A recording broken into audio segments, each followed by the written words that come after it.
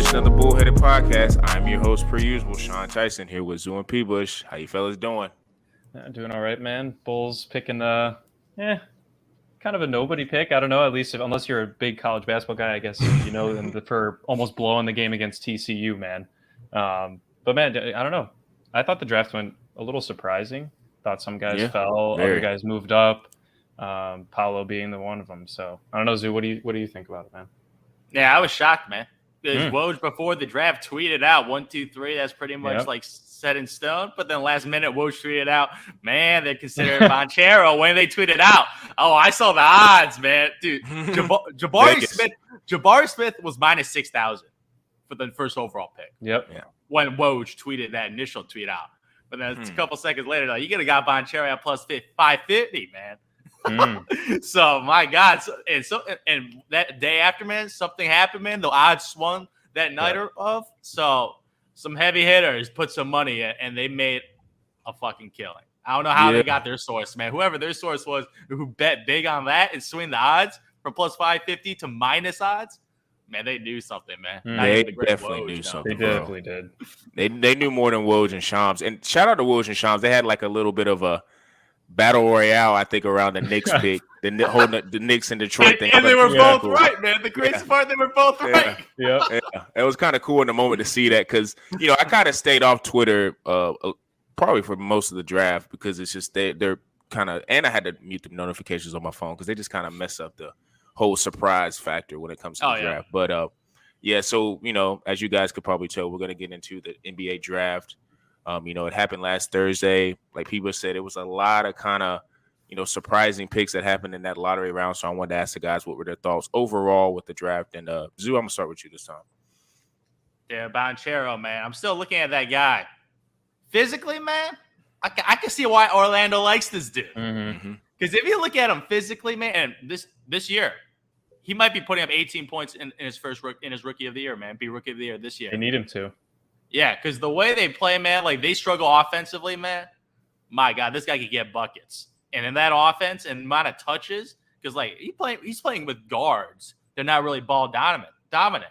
So this guy could be more like a point forward type of dude. And he'd be dropping, if he drops like 20 and 10 as a rookie, man, they'd be looking real good, man. Because I don't think Jabari Smith can be that guy in his first year. He's more a catch and shoot guy. Not with Jalen Green on this team. Yeah, he's not as much of a playmaker.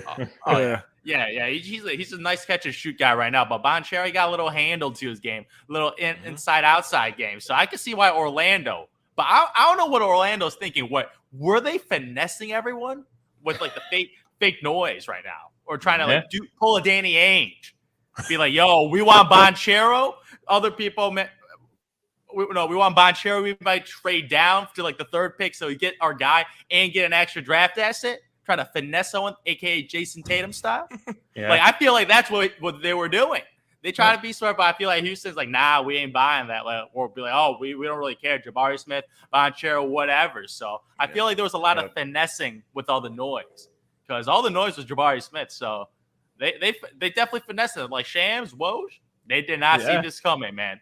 And I give the Orlando Magic props for that. But if this is a last-minute change of decision-making, that's what I was thinking. That's a bad look if it's a last-second decision-making. But I'm going to give them the benefit of the doubt that they were trying to finesse everyone, trying to get an extra draft asset and pull a Danny Ainge. So that pick was actually shocking to me. It was shocking to me that Banchero went first after all the noise of Jabari Smith. I mean, I think we could agree if you're looking at like, if you have the first overall pick, and I know we've talked about this, so when there's like not a clear-cut winner, right, in the draft, it's almost a burden to have the first pick because you better the one that fuck up. Yeah, because you're the one that can mess up first, right? And it cuts down to the Thunder, Rockets who have second and third pick. They have a smaller choice to choose from, right? So I do think Banchero is a better fit if you're looking at the team that they have. I know we've talked about Jabari Smith going there and with all their height that they have. Banchero is kind of a nice piece. They do need a wing guy, but he's 6'10", but he can play like a small forward, right? I mean, you could play power forward, you can play in the post. He's kind of the guy that they need for a very lost backcourt with Cole Anthony and Jalen Suggs and kind of an up-and-coming front court. And Markelle. But with like Wendell, you got Mo Bamba over there, restricted free agent. But I do think it was a good pick. I was shocked. I agree, Zoo. I was expecting Jabari. And then I think we all agreed that the Thunder were going to go with Chet. I think he Oh yeah, that was kind of was Sam a good Presti. fit. I feel like Sam Presti might have taken this dude number 1 overall. I think so, but I also wonder if Jabari falling, if he even questioned it. I don't think so. I think he knew he wanted Chet the whole time. But the Rockets got to steal, man. I think that Jabari's a better fit for that team than Banchero would be, just because of the ball dominance of their backcourt with KPJ and Jalen Green. So I think if their ability to drive and kick out to him, they don't have John Wall on their payroll anymore. Maybe they could do a little something there. That's saving them about $30 million. So I don't know. I mean, it's a young team, and I think Jabari is a good spot-up guy to have, along with a little height. So but like I said, man, the biggest thing for me, the Pistons got what they wanted, man. They got that backcourt we talked about. God. Once I saw that he hadn't worked out for the Kings, Jaden Ivey, I knew it right away he was going to the Pistons once he fell past 3. Because the Kings, man, Keegan Murray's not a bad player, but they clearly had some animosity, almost like a LaMelo situation. He didn't even want to work out for the Warriors, right? Back, a couple years back. Maybe it was a similar situation with Jaden. So I think out of the top 5, I like that. Man, in an interview, he's like, yeah, Sacramento is not the worst place I could go to. But but not going to lie.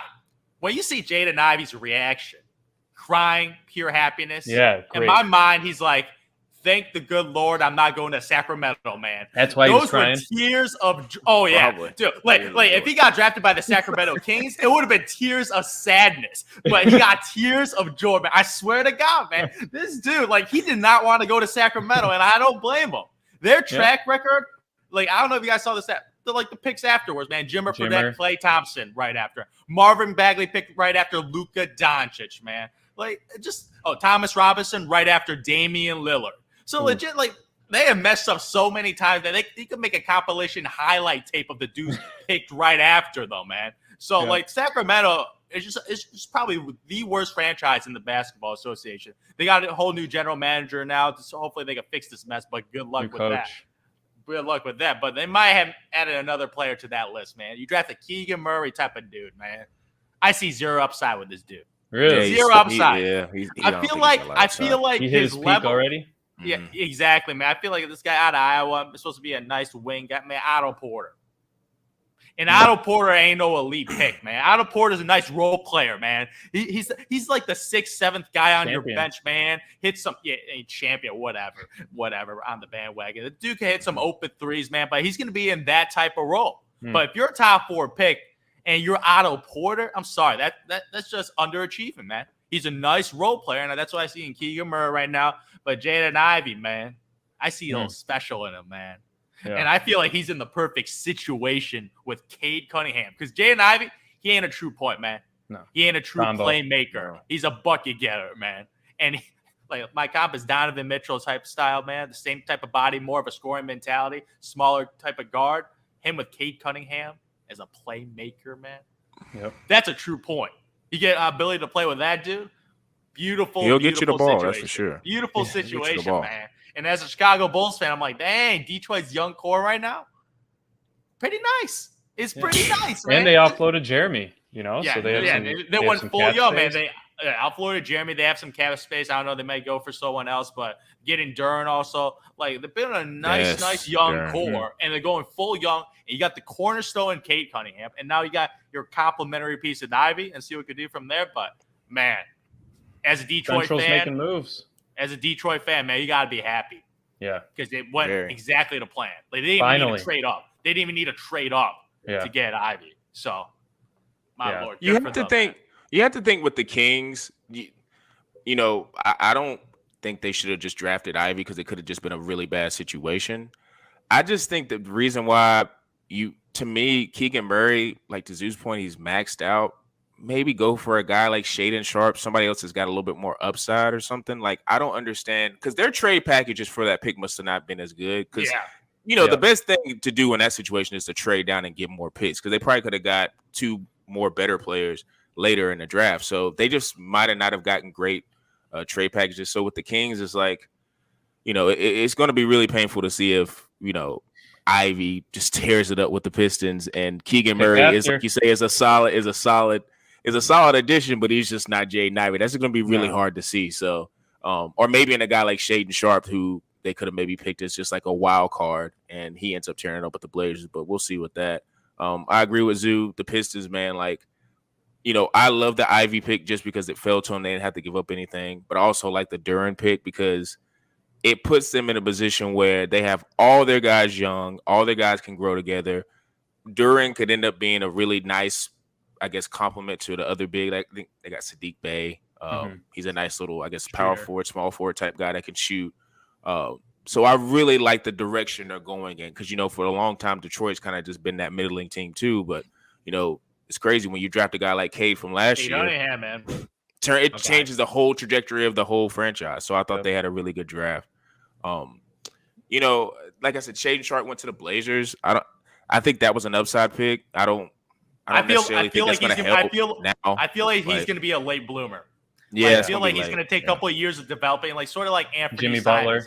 Butler. Anthony Simons type guy. Yeah, Jimmy Butler. Who's a restricted free agent right now? Dude, he's going to get paid. That dude was a bucket. But I feel like he's going to be it's going to take time. And Damian Lillard, he got no time. The guy's in the 30s. He's in his 30s. Like, he got probably 3-4 years left, if lucky, in his prime to try to win a championship. So I don't know how that pick helps him in the immediate future. Doesn't match. So the timetable of a super young guy, played no college basketball, unless he's like one of those basketball savants that came straight from high school and ball out immediately in the NBA as a first-year player. Not even Kobe Bryant did that, or Kevin Garnett. So it always takes at least a year or two. So I'm like, takes a guy to develop his his physical abilities. As far as he's a skinnier guy, man. So I don't know, man. It might take a couple of years before he matures into the type of player that he can be. So good luck to you, Blazers. Good luck with Grant and Damian Lillard. Good luck with that. Yeah. I also think. Go ahead. Go. No, you go ahead. I was gonna say. I like on the Central Division thing. I think that the Pacers are kind of making a lot of moves here. Might be trading Brogdon and all that, but the Cavs picking Ochai Agbaji, I think that was a quietly nice pick for the Cavs. Polished player, can hit. He was going he can off from three in March Madness. I mean, we saw him carrying that Kansas team, going 6 for 6 to start a game and won. But I like his athleticism. I like his versatility going in the backcourt with Darius Garland. I think we talked about this so many times with this Cavs team. One of the weirdest looking teams in the NBA by far, just with the look. I think maybe you'll see some other teams start shifting that way, just putting a bunch of tall guys that can stretch the floor. Okay. Yep. Yeah, exactly. Yep. But I do think Agbaji is kind of the one guy that they need to fit into that shooting guard / small forward role. And I think that'll mesh well. I think that was a good value pick. And then Ty Washington to the Rockets. I like that as a point guard. Not necessarily a guy that needs the ball all the time, but can facilitate a little bit. And then also I did like the Johnny Davis pick to the Wizards. I think that gives Beal maybe a reason to stay, maybe stick around. No, the he's reason not the that happy. The guy's staying is $200 million. Exactly. But at least give him a running mate. At least give him a running mate. That's the only reason, man. Like, he might like it in DC, don't want to move, but number one on that list, that money, man. Oh, of course. Because you know what that guy could do, man. 1 year later, I'm sad. Demand a trade, man. So exactly. But I do like the Johnny Davis. Johnny can get buckets. I think we know that. He was kind of a Wisconsin kid that didn't really usually play like Wisconsin historically does. They don't really ever have a guy that puts up 20 a game. And here comes Johnny Davis. Obviously, he has his own commercial, and they, talking about him going next overall. He went 10th. I mean, I think that was around where people had Taco him. Bell commercial. Yeah, the Taco Bell commercial. Yeah. So I am happy for him. I did get to watch him a lot playing against Indiana and playing in the Big Ten. But I do think that the Wizards could use any help they can get, and they just always seem to sign stretch fours. So by giving them another guard, maybe it'll give them a little boost in the East. Yeah, man. But team I want to bring up, though, I don't know what you guys' perspective on this team is the New York Knicks, man. They had a lottery pick, didn't really feel anyone, so they flipped the pick, and they flipped it for 3 first-round picks. But when you dig deeper into those first-round picks, all heavily lottery protected. And a lot of them could turn into nothing. So future trade piece. Yeah, people are saying like maybe they flip like when you say first round, these are like fraudulent first round picks. Like, this is like fake first round picks because a lot of them are going to cash into nothing. They did it for cap space. So I don't know what they're thinking because a lot of rumors out there, Jalen Brunson is a priority instead of prioritizing another young guy to join the New York Knicks that is trying to win now. He's got a guy in Tom Thibodeau who made the playoffs last year, and this year was just an absolute embarrassment. They regressed back to the mean. I still don't know how last year's Knicks team made the playoffs. The team's just not that good outside of RJ Barrett and a couple of veterans. The team's just not that talented. What do you guys think about their strategy of just like, no draft and just going potential cap space? I think what they're doing is I don't even think it's a rumor. I think they're going full in on Jalen Brunson. I think they're doing that, and I also think they're going to try to flip Julius Randle's contract and get something for that.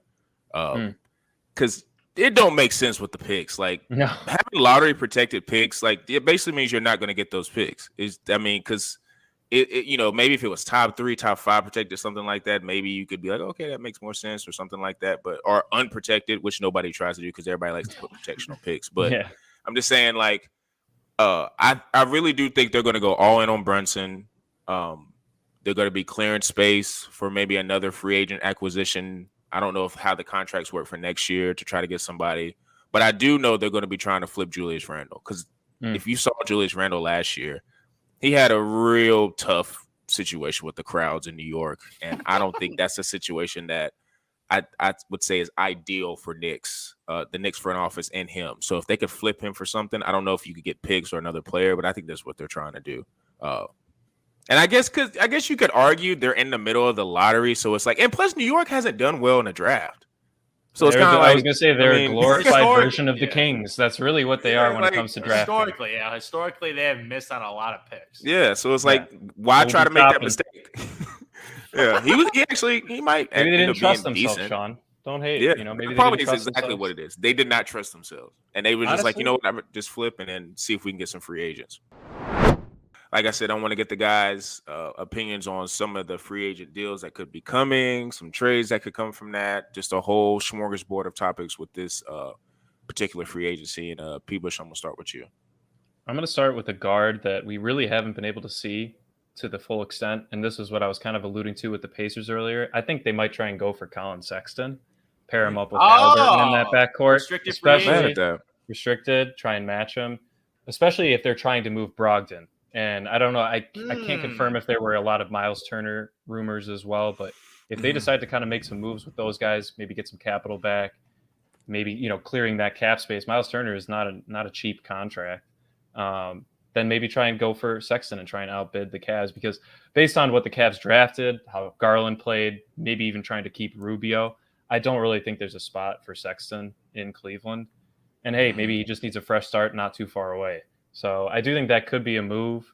And I also think that if they were to move Brogdon, I think he's going to go down to Dallas to replace Brunson. I think that'd be a solid move for the Cowboys, for the Mavericks. Yeah, I don't know. I just think that could be not necessarily all on the same day or any trades made immediately. But I do think if Brogdon's looking for a home, Dallas is not bad because they could use the defensive presence. Man, that's an absolute statement, and he can still especially score. In the backcourt, yeah. And he can take a little pressure off Luka too, just like we saw Brunson starting to do this year. So I think if they were looking for a replacement and didn't want to sign Brunson, maybe make a move for Brogdon. Gotcha. Yeah, that's very, very interesting. We don't forget Colin Sexton, man. He was averaging 20 points when he played. Yep, exactly.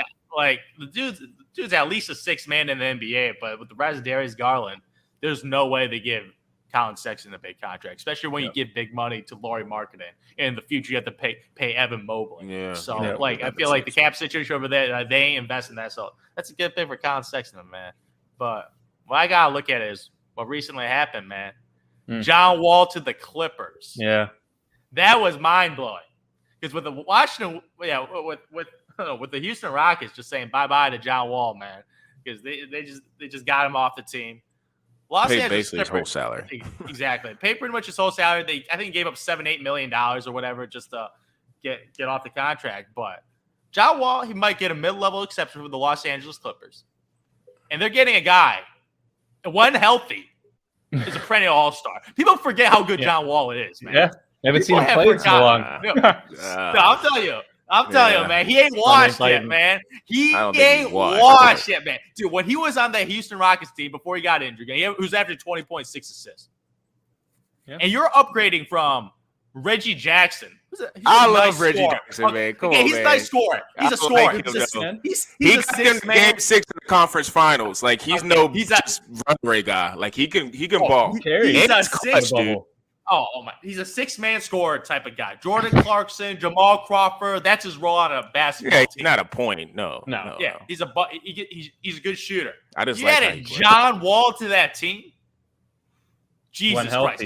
John Wall he's a really good passer. People forget how good of a passer John Wall is. People forget how good of a defensive player he was when he got better in Washington after he matured.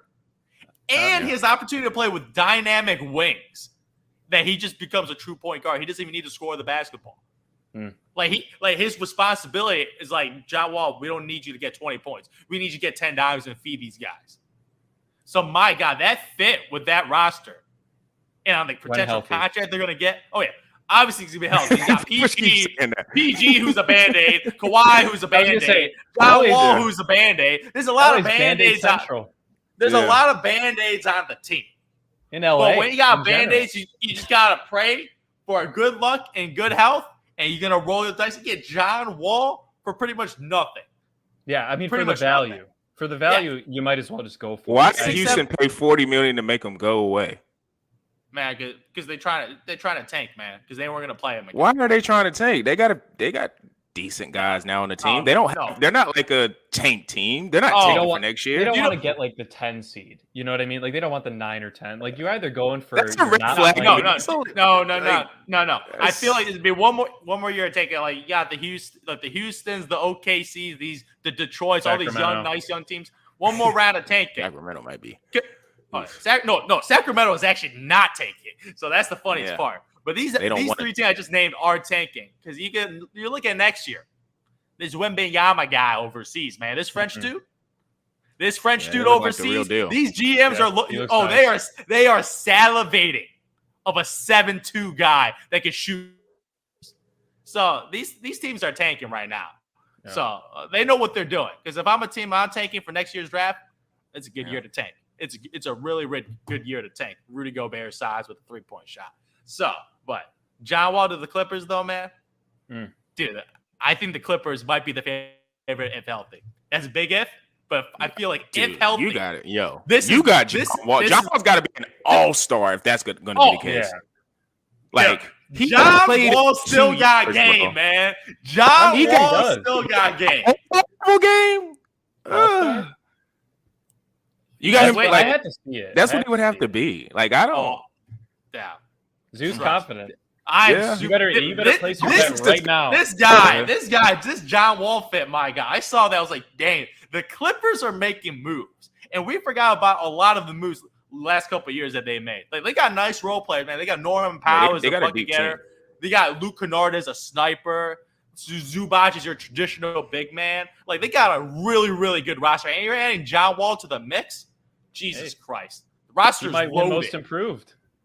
All right, we got to relax, bro. Like, I'm just not. I was just arguing with this the Clippers roster is loaded. They are ready to win. I agree with that they are a sneaky deep team. But I was just arguing with this in the group chat. Shout out my boy D. He was how Zoo is about John Wall, and it's just no. I gotta see it, man. It's like he's been gone for a long time, and I don't give credit to he put stats up in Houston. It's a bad team. You're gonna put stats up. Like, how is he gonna be as a winner? Like with a team that's trying to stop it with the winning, man. He's never happened. Don't disrespect John. Never been a winner. What are you talking about, man? He revitalized that Washington franchise, man, to pretty much a playoff. Playoff team. He had to do that. He underachieved as a number 1 overall pick, bro. You got to admit that. What? I don't think he underachieved. This dude was a perennial all-star in the Eastern Conference. He saved that Washington. Do you forget what was happening? Have you forgot what happened with that Washington franchise, man? That Washington franchise had the Swaggy P's and the Gilbert Arenas and the guns and everything. That franchise was a disaster. And that team made it further than John Wall ever did. Gilbert Arenas. What are you talking about? Gilbert Arenas. He just got knocked out by LeBron, man. What are you talking about? Yeah, and what has John Wall won? Yeah, it went like a couple second rounds a couple times, man. Oh, okay. It's the first overall pick. Man, Nate Robinson brought this. Dude, you're talking about a team at the bottom, at the deeps of hell. I don't know. To a perennial. And what was the Washington Wizards done without John Wall? They've been irrelevant. Arguing that. Ever since John Wall left the franchise. Impact, I'm not arguing that. Like him and Bill's impact, like John Wall had a better impact than Bill. Yes. We're not arguing those two, but I'm just saying John Wall, like if he hadn't been hurt for so long, second. If you only get to the second round as a number 1 overall pick, miss me with he's achieved a lot. Yeah. He's achieved a lot because that franchise is one of those bad franchises. Individually, he's been 20-10, man. This guy's been tremendous. If he played maybe if he wasn't as hurt, I would be like, okay, I'm with you. But he's been hurt for a long time, and to me, you just forgot the Houston Rockets just rested his butt. He was healthy. They just didn't want to play him last year. Why would you do that?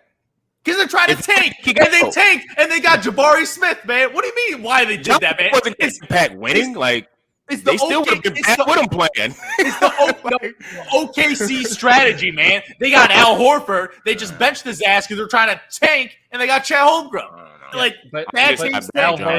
Al Horford was not $40 million worth. Yeah, that's the other part. But I can't say anything about it because I haven't seen him play in damn near 3 years. I'm betting on the Clippers because this team is loaded. And you can bet, but you can't say it's a lock that they're going to be the favorites. If you out the West, what are you looking at? Oh man, if you want to bet on. If you bet on them to make the finals, you probably get damn good odds. So, hey, look at the value pick. No, seriously. If John Wall comes back and he's cleared by all physicians, they're probably going to be a top 3 odds team in the West. Absolutely. I would say you can easily absolutely. say that. But I would argue that the Warriors are probably going to be above them just because they're reigning champions. I don't know where you put the Lakers at that point, and I think you could argue that I'll take Memphis. I'll take Memphis over there. The Grizzlies, maybe a healthy Nuggets team. If they are able to come back healthy, those are kind of the two. But I don't know. I mean, I think it's a pretty wide open Western Conference. I agree with you. They'd have a chance. But to Sean's point, I haven't seen John Wall in a game decision moment let alone a first round playoffs. But if you're saying that making the conference finals in a game 6 and you're asking him to play under pressure, he hasn't had to do that in 3 years. Reggie Jackson has done that. Exactly. And he showed up. He put up better numbers than 20 and 6. Bro, they almost made the finals with Reggie Jackson and Paul George. Against a Suns team who was really good. Yeah. Not saying Reggie Jackson at their apex is the same as John Wall, but I'm just saying Reggie Jackson's just not no slum. He's a 6 man, man. I never said he was a bum. He's a 6 man. John basically has to get to the finals this year, or this move was just. I mean, I don't know about that. I think he has to get to the finals. Sean. Conference finals. Okay, conference finals. But like you say, the whole combination of him not playing in a while, I don't care what it is, the team buys you out for $40 million. You can say they're tanking. That's just crazy. And then going to the Clippers, how many suitors were really there for John Wall? I think the Clippers front office is I feel like there's. Do you know who would really want him? The Boston Celtics. Yep. I feel like if Boston got John Wall this year as a true playmaker, I think that makes more sense than. I feel like Brad Stevens right now is like, oh my God, I think the wings. John Wall. I'm telling you right now, if John Wall was on the Boston Celtics, they would have won the NBA championship. Yeah. All right, so I got a question. Was any point guard that could dribble and run a set? No, there's not many point guards that could get 10 assists like John Wall, man. There's not many playmakers out there like him. Yeah. I mean, he's still got that true point guard in him. But Sean, I do want to ask you guys. I know this might sound like a stupid question, but I think one of the pivotal guy in free agency is PJ Tucker. Because I think any team would want PJ Tucker. If you're a championship level team, you add him to your team. Which team needs him the most, and who's going to go after him? 76ers are going to sign him because they're going to give him the most money. Right out of my mouth, man. They need toughness. They need physicality. They need a little mean bone in them with Joel Embiid in the front line. You need an enforcer. He's the definition of an enforcer. I was thinking the Nets. The Nets, man. Oh, he could go there, but Yeah. I think Daryl Morey's going to overpay for him. Oh, he did. Yeah. He'd offer him more money. Dude, but I think if his he's guy, looking to man, win, Houston Rockets reunite with James Harden, even though it's not Houston James anymore. It's Sixers James, which has been an absolute disaster. winner of the trade, Pursuit. Bonfire James Harden with the 76ers. Winner of the man. It looks like both of the teams are losers, man. They Ben are Simmons hasn't played a losers. damn game, and James Harden has been a shell of himself. But now if Kyrie and KD, if they're back in Brooklyn and Ben Simmons plays, you want to talk about, we haven't seen him play in a while, John Wall. Ben Simmons.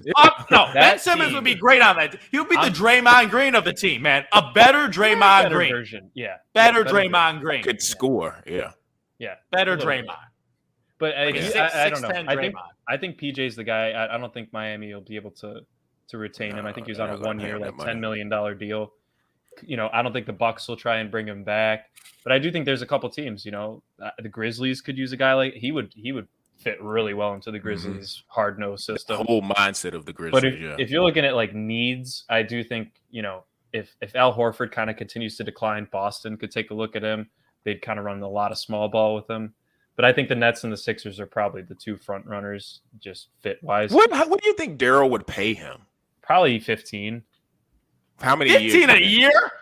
Yeah, 1 year deal. I think Daryl would do that, bro. I think he would. He got 10 in Miami. Daryl was probably going to overpay for him, dog. I just don't know how many years he would give him. 2 or 3, maybe. Oh, he wouldn't give. The dude's like almost 38 years old. I think they give him a one. I think they give him more 1 year. 1 year, 1 year deal. Yeah. He's on that championship. He's on that championship circus route right now. That's what he's doing. He is the perfect plug and play, and he's familiar with that team. So I think that the betting favorite is probably would be the 76ers because they're probably going to pay more, and he just has that familiarity. Yeah. But it is interesting, thinking about the Nets. There could be a nice piece, to go along with, because one thing the Nets didn't do well in the playoffs last year while getting swept was they didn't have good defense. They didn't have that tough nose. You could just tell with Kevin Durant, it's just after he got roughed up a little bit, it's just everybody kind of went downhill. Man, so do you know who they need, man? I don't know. They really need Jared Allen, the guy that they got rid of. Traded away. Wait, what did they trade him for? Was it James Harden deal or what was it for? James Harden deal. I'm just kidding. James Harden deal. And he didn't even go to the Rockets, man. He was a throw-in. He was a throw-in. The Cavs flipped the pick for him. The Rockets didn't even want it. So, but Jared Allen, man, a rim protector, a guy that can help off ball. Well, they probably thought Nick Claxton was going to be that guy, and he's not. Yeah, or Drummond was going to actually rebound the ball. They should have learned from what the Lakers did with Drummond the year before. I don't know why they thought Drummond at the Nets were going to be any different. Like everybody had these expectations for Drummond with the Lakers, and he was beasting in Detroit, man. He was getting like 15, 20 rebounds. 20 rebounds, man. Freaking Dennis Rodman down there. Yeah, bro, I think for me, just free agency wise, all this speculation. I think what I'm learning with the NBA is a lot of these players like the attention of let's just say DeJounte Murray is one of the guys. He's putting up quotes. He's putting up pictures of what am I gonna do next? Who knows? I think a lot of these players like the attention of it, which is cool because it goes along with social media and the whole rise of the NBA. But I think like Bill, for instance, I think to his point, he's gonna opt out. He's gonna stay with Washington. He's gonna get that massive deal.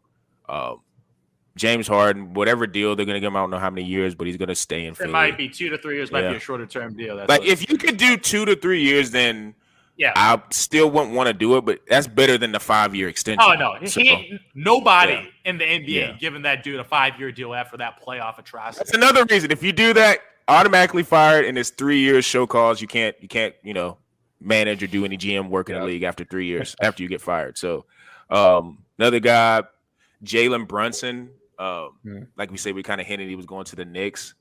Rumored $100 million has been discussed. I would be a lot of money. More inclined to what Van Vliet got, which was the 85-90. If you tell me I that, feel like that's the caliber of player that Jalen Brunson is. Yeah, I think who would you have? Yeah, he might squeak in with one All-Star game performance, who do you think is a better player? I think it's probably Brunson, but not by much. After that playoff performance, he stepped up. Or maybe it's just the Utah Jazz. I feel like the Utah Jazz might have helped Jalen Brunson's trade value go up 50%. Because my God, their perimeter defense is atrocious. It is atrocious. That team had no Luka Doncic for a couple of games, and Jalen Brunson was putting up 27 points a game. He showed show up, playing pretty much 1-on-1. dude was just beating by people every single play. So, man, shout out to the Utah Jazz for getting him a bag. But $100 million for a second-round pick. So this will be his first real money contract. So I hope he gets his bag because he deserves it. Yeah. But New York Knicks, man, if that's your 110. franchise cornerstone, my God, him, Jalen Brunson and Julius Randle. And RJ. Don't So forget about RJ Obi. got a little upside in the future. Obi Toppin got a little upside in the future, but man, oh man, Jalen Brunson and Julius Randle, two lefties making $100 million as your two. Yeah, Randall's. I think Randall's definitely getting flipped. I just don't know what he's getting flipped for. They should flip him because Obi Toppin as his replacement is just a cheaper Randle right now. Bunch of protected first rounders, probably. And that'll probably be their strategy. That would be criminal if the Knicks did that. But Miles Bridges is another guy I'm looking at. I think Charlotte needs to pay him. And if it requires the max, they're just going to have to do it, unfortunately. Because I think his rapport with LaMelo is really good. Like, they're really good friends off the court. And I just think to make LaMelo happy, that's part of the reason. And he's a 3-and-D wing. Like, I hate to break it to you, like, if you watch the playoffs and watch the finals, those are very valuable pieces to have. Like, he's 24. He's improved. So it's not like he's just having this, like, outlier year. Like, this year was a great year. But if you look at his stats, he's gotten better each year. So I think that's a situation where if Charlotte lets him go to another team, that's going to be really disappointing because I like his game a lot. And he fits. Yeah. As a complimentary player with LaMelo Ball, a high flyer, man, good 3-point shooter, good lob threat. Like, and yeah, as you said, it's a wings league. So I think losing Bridges would just be stupid because it was one of the draft picks they actually hit. Like, they finally nailed it. Like, Michael Jordan finally nailed a draft pick. So if you lose the one pick that was a good pick, man, that's just dumb. That is just dumb. So now I will say, Bridges, that's your small market too. Now I will say, I think they probably are hesitant because they're going to have to figure out in the coming years with like paying LaMelo and stuff. So like if you got it, but to me, I would trade like Hayward and some of those other secondary Hayward contract. Or get him out of there. I would try to find a trade partner to get him out of there so you can have Bridges, LaMelo as a core. And then, like I said, I like their draft hook with. I mean, that might be a situation they might have to do. I mean, if I'm the Charlotte Hornets and I really want to pay Bridges and I have to pay him the max, and that means I got to shed some salary, I take that Westbrook contract because he's going after. Be like, Lakers, take Gordon Hayward's bad. Take Hayward, take Westbrook, Washington, whoever. Yeah, like I would do that if I'm Charlotte because that means I get to keep Bridges, and I'm definitely doing that.